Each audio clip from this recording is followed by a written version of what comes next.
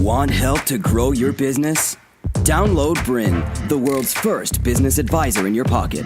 To find out more, visit bryn.ai or search the App Store today.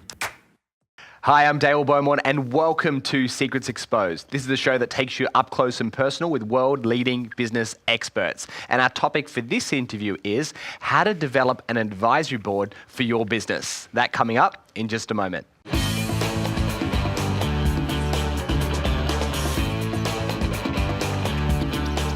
My special guest today is leading business advisor Anthony Moss, and our topic for this interview is how to develop an advisory board for your business. Anthony, thanks for joining us. Thank you, Dale. Good to be here. All right, what is an advisory board? Can you just describe it for us? Well, I guess in simple terms, if you think of public companies have boards of directors that, what are they there to do? They're there to assist the management, the kind of organisations with strategy development and kind of governance. But when you run your own small business, in reality, you're meant to be the fountain of knowledge and inspiration and drive and energy for all of your staff and all of your customers.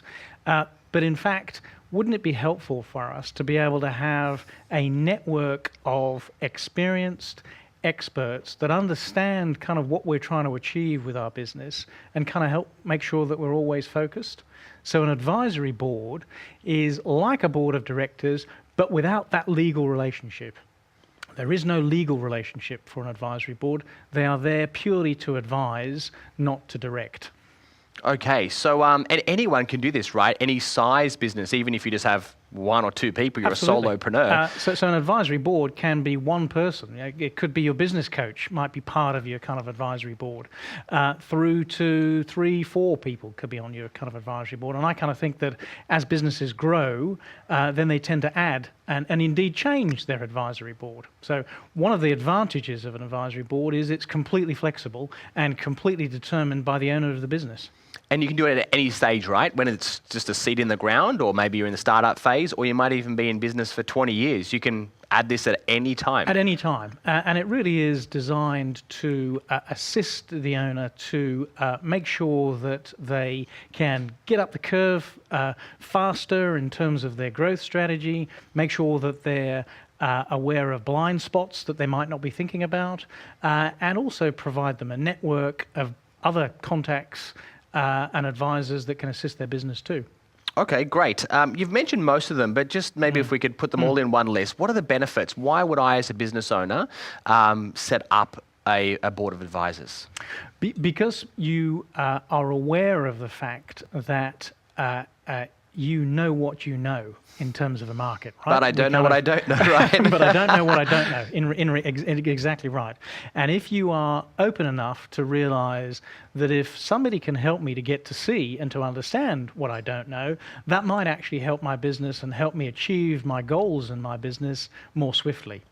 So in that sense, that's why we would set up an advisory board, because I'm prepared to acknowledge that that's an opportunity for me. It's an opportunity for me to stay focused. It's an opportunity for me to increase my networks. And most importantly, it's an opportunity to ensure that, I guess, the blind spots that I don't necessarily look at so clearly, because entrepreneurs tend to be pretty focused in what we're trying to achieve, not necessarily about what they're not doing. And that's a great opportunity to ensure that we've got kind of visibility around those blind spots too. Okay. Makes us more accountable too, I guess, is really the key function too. If you're willing to accept accountability, some entrepreneurs have more appetite for that than others. But if you're prepared to accept that accountability and seek that accountability, an advisory board's a great way to do that. Okay, now let's talk about people's biggest concern, and because as an entrepreneur, you kind of get to make all of your own decisions, so you kind of live by the sword, die by the sword, so to speak. Sure. But people don't like being told what to do. Are these people going to start making decisions for us? Are they going to, are they going to basically become like our boss? Yeah, I guess entrepreneurs have a challenge with being told what to do, don't they, really? They do. That is the reality. But that's one of the great things about an advisory board and why it's very different than a board of directors. There is no legal relationship, no legal structure for an advisory board. They are there at the pleasure of the owner of the business. So They do not make decisions. They are there purely to act as a guide and as a sounding board for the owner. So only the owner and the entrepreneur of that business makes the decisions. They just access a broader network with experts and with specific skills and networks to help them make the right decisions within the business. Now, the next question some people will be thinking as well is, how do I have to pay these people to be on my advisory board, especially people that maybe don't quite have surplus funds where they can, put people on a payroll or even give them financial benefit? Do you need to or not in order to attract these people? Look, I think there's a range there. Clearly, if you're a startup business and you're a very small business, a one-person startup, it's unlikely you'll kind of have funds to pay people. But on the flip side, let's think about this. If you're really looking to derive value from this advisory board, how much is that value to you? So if you can double the size of your business more swiftly if you're just starting up, triple the size of your business, have more cash, have more time, have more happiness in managing your business, what value has that got to you? So yes, you do have to pay your kind of advisory board members. That's my recommendation. Some organisations start by offering equity, etc., to their kind of advisors and advisory board. I think that changes dynamics a little bit in terms of an advisory board. So yes, I think you do have to pay them, but I mean that payment can be in things like in kind. It can be cash, but it also can be in kind. Okay, like a contra sort of arrangement where you might... absolutely. Okay, and... So I think there's a kind of a spectrum as businesses grow. When they're a little bit larger and they're a little bit more robust, then they're prepared to pay people typically on a per diem basis. And I know, again, it's a tough question, but people I know will be thinking about it. How much in terms of payment is acceptable? I obviously have restricted funds because I'm a small business owner and I'm sort of, bootstrapping everything, but I don't want to insult somebody either by offering them something which is too low. So, what is your recommendation in order to find someone that is really going to work for both parties? Well, because that's the important key, is that you need to find advisors that share the same values that you share, that would become interested in the growth of your business and obviously assisting you in the growth of your business. So if you're at that early stage, I think having that open conversation about what you can afford with a business advisor is completely valid. But you can pay from $500 a day to $5,000 a day for advisors. And depending on the size and scale of your business and the expertise that you seek, because the more you would pay would probably reflect a specific expertise that you're looking to build onto your advisory board, then kind of I think pay equates to that. And there's nothing wrong with having conversations with advisors that say, well, I'm setting up this advisory board to enable me to grow my business. As my business grows, I'm obviously, of course, prepared to increase what I pay my advisory board to do that. But that's quite interesting that you've said that per day, because immediately I was thinking it had to be a per month that could be like $5,000 a month or $10,000, which I may not be able to afford. But I suppose if you can afford, if you're on a restricted budget, you can only meet maybe 4 times a year, and you're just paying a fee for service of their 1 day of time or half a day, as opposed to paying them every single month, because you might not be able to afford them for a whole year, but you can afford them 4 days of the year. Absolutely. And I guess I want to kind of make it clear, your advisory board is not part of your management team. They're not the decision-making part of your kind of management team. Right. So it's unlikely that you would meet with an advisory board on a monthly basis. Right. They really are very strategic in nature. So I think 3 to 4 times for an advisory board is plenty. Per year? Per year. 3 to 4 times per year? 3 to 4 times per year. Okay. And so rather than on a retainer basis, that you can pay them on a per meeting basis. Obviously, if you're using a consultant that can add extra value than that, and you can negotiate and you need monthly support or regular support, that's something that you can kind of identify too. But certainly to start out, I'd be suggesting 3 to 4 times a year to meet, and then you manage your cash flow accordingly.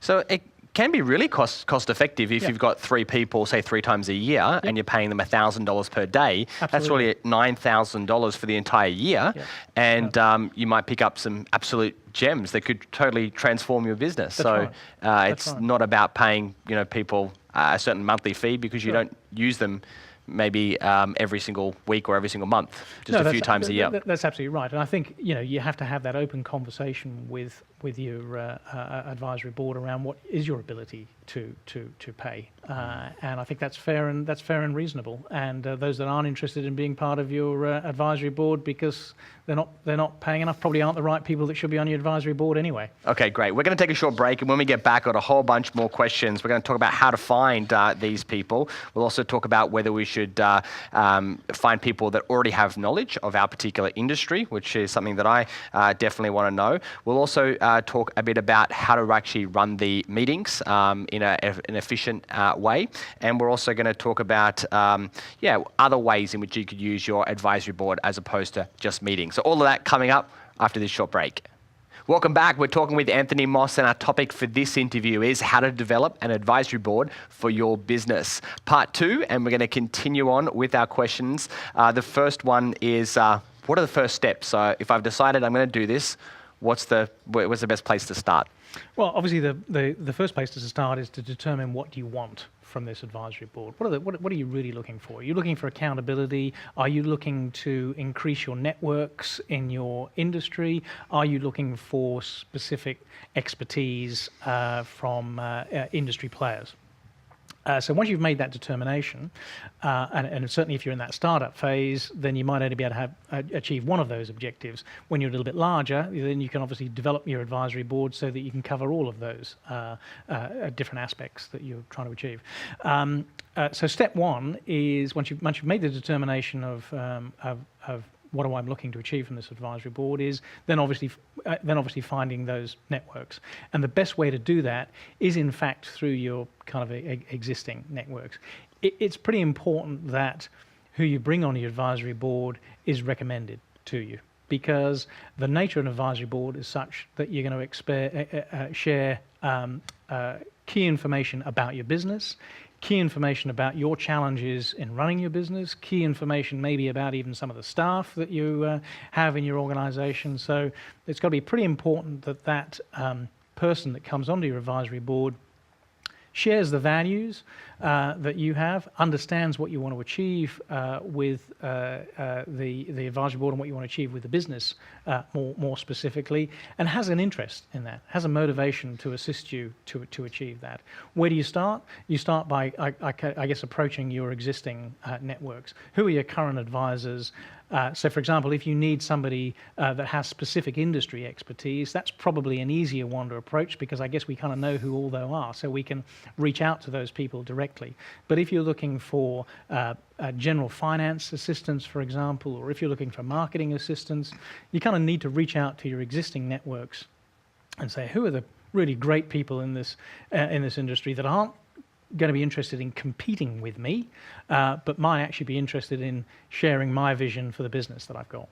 Okay, and I'm guessing a lot of these people you can find on LinkedIn, or you could just, again, network within your industry. But do they have to come from within inside your industry, or could you get someone from a completely different industry and still provide value? Indeed. Again, it comes back to that why are we setting up the advisory board. If part of it is just that accountability and that making sure I'm seeing the blind spots, making sure I know how to approach international markets, it's not necessary that they have industry experience. In fact, in some ways, I think it's probably better if they don't, because people that...